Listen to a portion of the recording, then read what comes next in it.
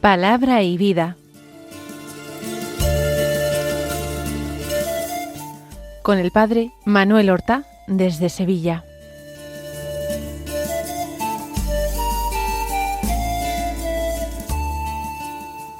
En el nombre del Padre, y del Hijo, y del Espíritu Santo. Amén. Alabados sean Jesús y María. Muy buenos días, queridos amigos, oyentes de Radio María y seguidores del programa Palabra y Vida. Estamos en el domingo que culmina y cierra toda la cincuentena pascual. Es el domingo de Pentecostés, un domingo que es 8 de junio, y la Iglesia celebra con gozo el misterio de Dios escondido durante siglos y que se reveló con una luz esplendorosa aquella mañana de la fiesta de Pentecostés, fiesta judía de Pentecostés, que recordaba, conmemoraba el don de la ley a Israel. Es hermoso. A nosotros se nos ha hecho un don incomparablemente más rico y más bello que el de la ley de Dios. Se nos ha dado una ley, pero una ley interior, una ley inscrita en nuestros corazones. Nosotros hemos recibido el Espíritu de la verdad, que nos enseña por dentro, de forma que se cumplen plenamente las antiguas profecías, de que llegaría un día en que no tendría uno que instruir a su vecino. ¿Por qué? Porque Dios mismo desde dentro le instruiría, le amonestaría. El Espíritu Santo ha sido derramado en el corazón de los fieles. Vamos a escuchar la palabra de Dios. A lo largo de todo este ciclo de la Pascua y aun antes, nosotros hemos centrado todos nuestros esfuerzos, toda nuestra atención en la lectura del Evangelio, que es el que hemos procurado comentar, desmenuzar para ustedes, facilitar que ustedes puedan asimilarlo, convertirlo en oración, convertirlo en fe y en vida. Y el Evangelio de hoy es un texto de San Juan, del capítulo 20 de San Juan. Los versículos 19 al 23 que nos relatan la primera aparición de Jesús resucitado a sus apóstoles al atardecer o al anochecer del primer día de Pascua, del domingo de resurrección. Dice así el texto: al anochecer de aquel día, el primero de la semana, estaban los discípulos en una casa con las puertas cerradas por miedo a los judíos. Y en esto entró Jesús, se puso en medio y les dijo: paz a vosotros. Y diciendo esto, les enseñó las manos y el costado. Y los discípulos se llenaron de alegría al ver al Señor. Jesús repitió: paz a vosotros. Como el Padre me ha enviado, así también os envío yo. Y dicho esto, sopló sobre ellos y les dijo: recibid el Espíritu Santo. A quienes les perdonéis los pecados, les quedan perdonados. A quienes se los retengáis, les quedan retenidos. Consideremos que el autor del cuarto Evangelio es, con toda certeza, uno de aquellos discípulos que estaban reunidos en una casa con las puertas cerradas, el anochecer de aquel día, del primero de la semana, del domingo de resurrección. El contexto es difícil de entender. Por la mañana, el discípulo amado y Simón Pedro habían ido al sepulcro y lo habían encontrado vacío, tal como habían dicho las mujeres, tal como de una manera notable había anunciado María Magdalena. Habían recibido ya el testimonio de María Magdalena, de otras mujeres, quizás también el de los discípulos de Emaús que habían regresado, quizás se encontraban ellos también allí. Ahora, ¿qué es lo que experimentan? ¿Temor? ¿Esperanza? ¿Incredulidad? ¿Qué mezcla de sentimientos existe en sus corazones? La alegría y quizás el temor a que sea demasiado bonito para ser verdad aquello que proclaman ya tantos. Lo cierto es que las puertas están cerradas, y lo normal en aquella cultura y en aquella época es que las puertas de las casas estuvieran abiertas para que las franquearan libremente los amigos, los familiares que vinieran de visita. Hubiera sido una señal de descortesía cerrar las puertas, una declaración de intenciones, de aislarse respecto de los demás, de los hermanos y vecinos.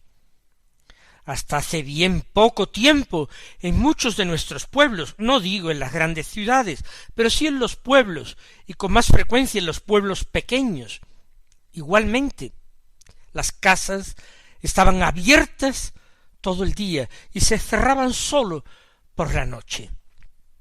Pues bien, estaban cerradas las puertas de aquella casa, pero el motivo es el miedo.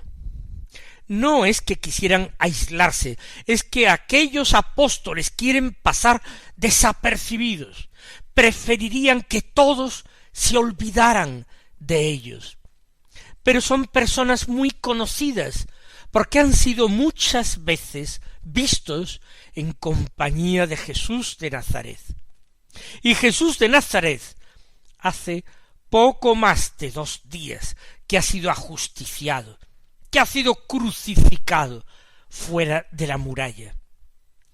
Los temores se centran ahora en su propio destino. Por una parte, el desconcierto. Jesús no ha triunfado.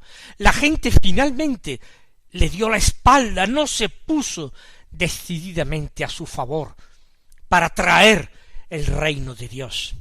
Nos hemos quedado solos, nos hemos quedado pocos. Ya están lejos aquellas multitudes que se reunían en torno a él para escuchar su palabra, para contemplar sus milagros. Ahora es preferible que las autoridades, tanto las autoridades del pueblo, las autoridades de Israel, como las autoridades romanas, se olviden de ellos. ¿Qué va a ser de sus vidas?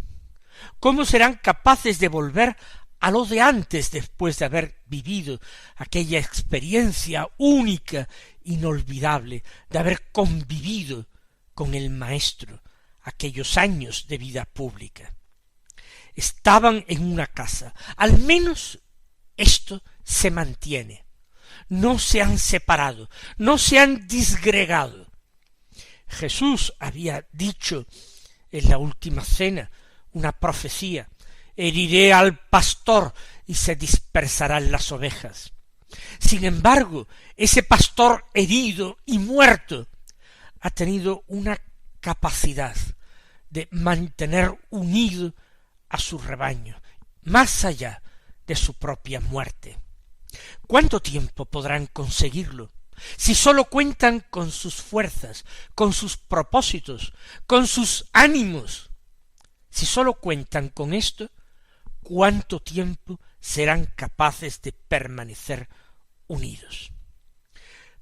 Pero allí están, sí, con las puertas cerradas, quizás temblando de miedo, quizás aterrados, posiblemente también avergonzados, porque la huida de Getsemaní la noche del jueves había sido muy vergonzosa, particularmente para aquellos que habían jurado y prometido: aunque todos te abandonen, yo no te abandonaré jamás.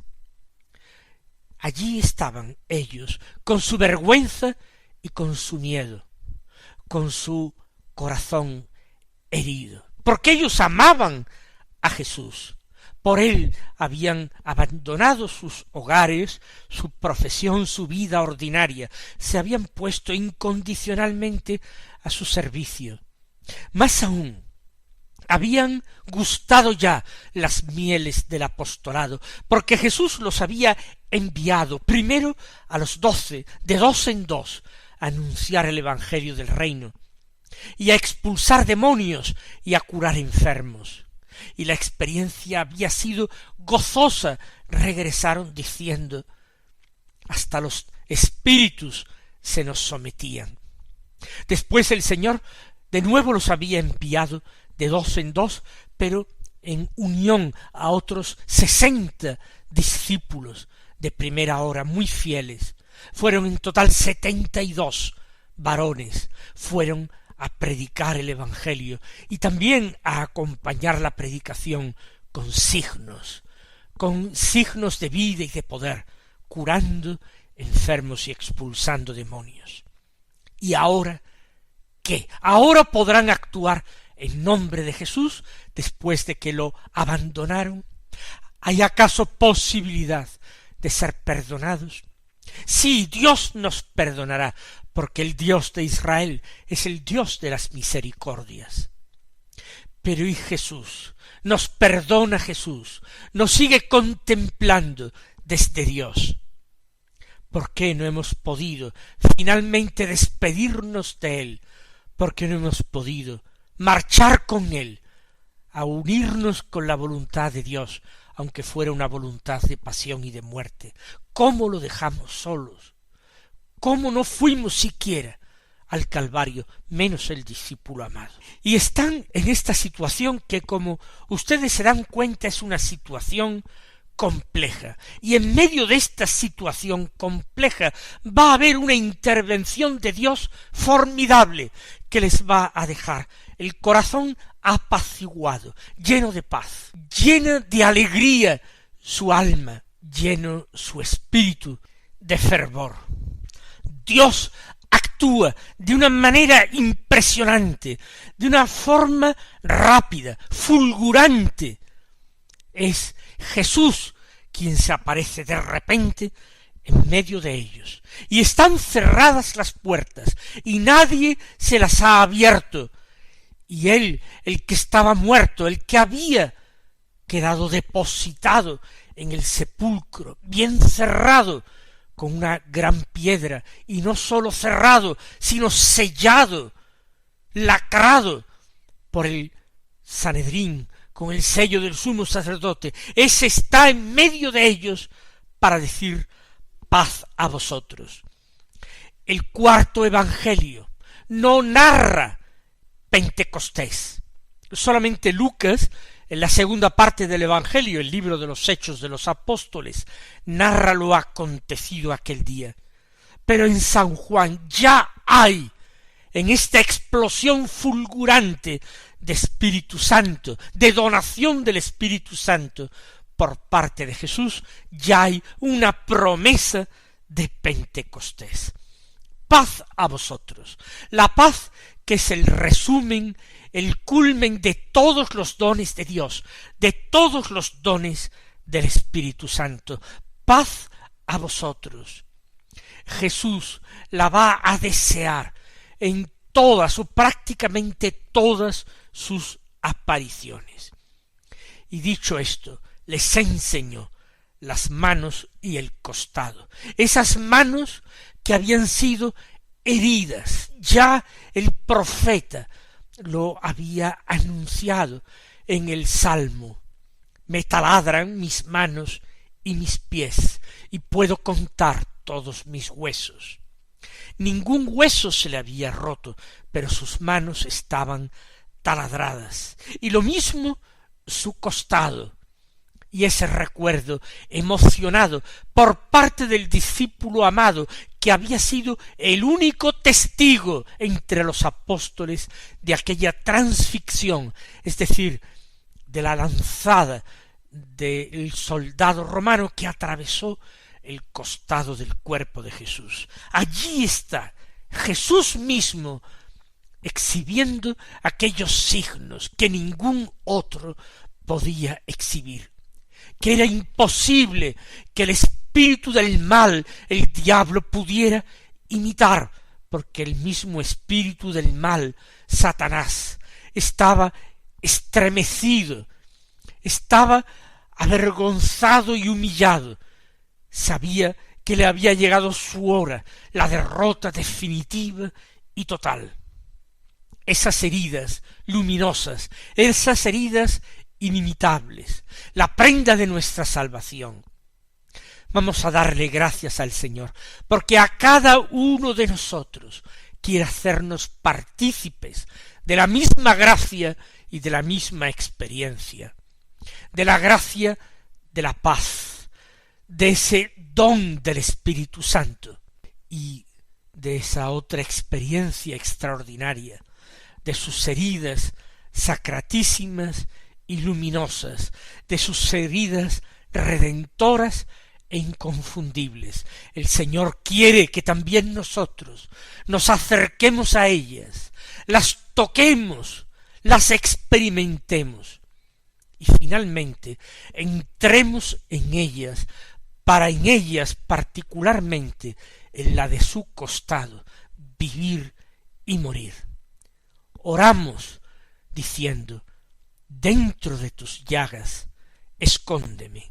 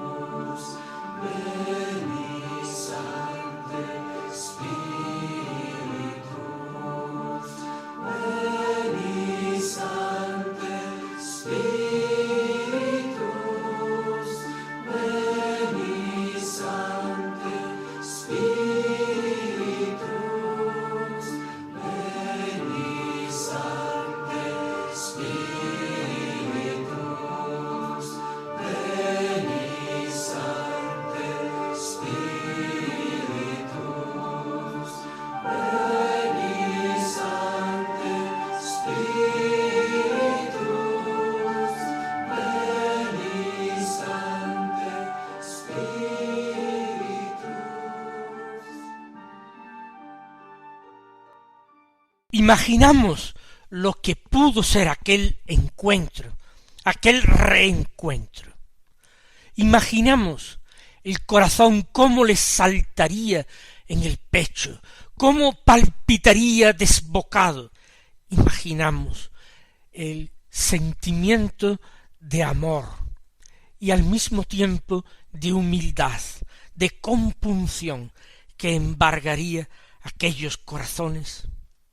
Jesús en medio, probablemente en aquella misma sala donde Él les había dejado la prenda de su amor, el sacramento de su cuerpo y de su sangre, el lugar donde Él había celebrado la última cena con los suyos, y hacía tan poco se había despedido de ellos, dándoles el mandamiento nuevo: que os améis unos a otros como yo os he amado. Por eso la descripción que hace el cuarto evangelista en este punto nos parece excesivamente simple, incluso excesivamente pobre, porque se limita a aclararnos: y los discípulos se llenaron de alegría al ver al Señor. Por supuesto que se llenaron de alegría, pero pienso yo que mucho más que de alegría, que todos esos sentimientos les embargarían, todos a la vez. Pero lo importante para este cuarto evangelio es transmitirnos el mensaje del resucitado. Por eso, sin más descripciones, sin fijarse más veces en los apóstoles, el discípulo amado vuelve a enfocar su mirada de fe en el Señor. Jesús repitió, escribe: paz a vosotros. Como el Padre me ha enviado, así también os envío yo. Anoten ustedes que Jesús ha repetido otra vez paz a vosotros. Quizás porque en algunos corazones ha encontrado resistencia a su paz. Todavía a algunos les resulta demasiado impactante, demasiado fuerte recibir así, sin más, esta paz. Recibir de una manera tan graciosa, tan gratuita, tan generosa por parte del Señor, que no viene a pedirles cuentas, que no viene a pedirle explicaciones de su traición y de su abandono, sino sólo a desearles la paz. Y el Señor les dirige una mirada de amor, y quizás el Señor les sonríe para darles ánimo. Otros evangelistas nos lo describen diciendo a los suyos: ánimo, soy yo, bondadosamente, ánimo. Pero después de este nuevo paz a vosotros, que definitivamente vence todas las resistencias en aquellos corazones, Jesús les recuerda su misión. Como el Padre me ha enviado, así también os envío yo. La misión del apóstol es una misión cuyo modelo no es sino la misión trinitaria, el Padre que envía a su Hijo al mundo para salvar al mundo.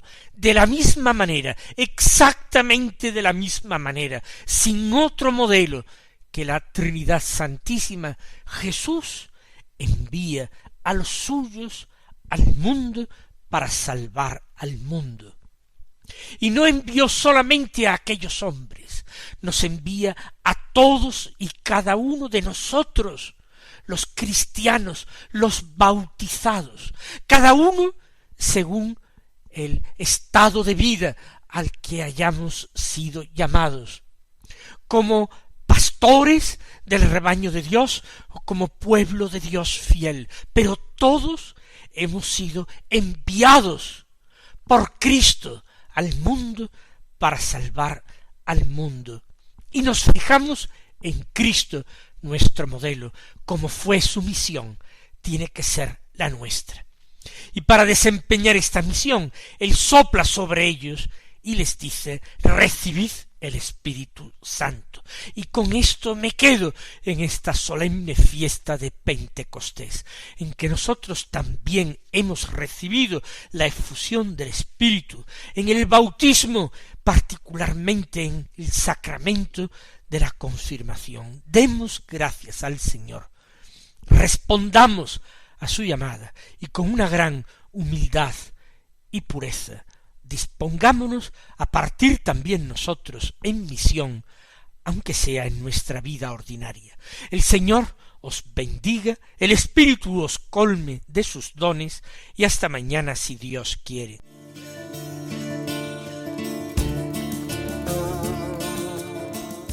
Han escuchado en Radio María Palabra y Vida, un programa que dirige el Padre Manuel Horta.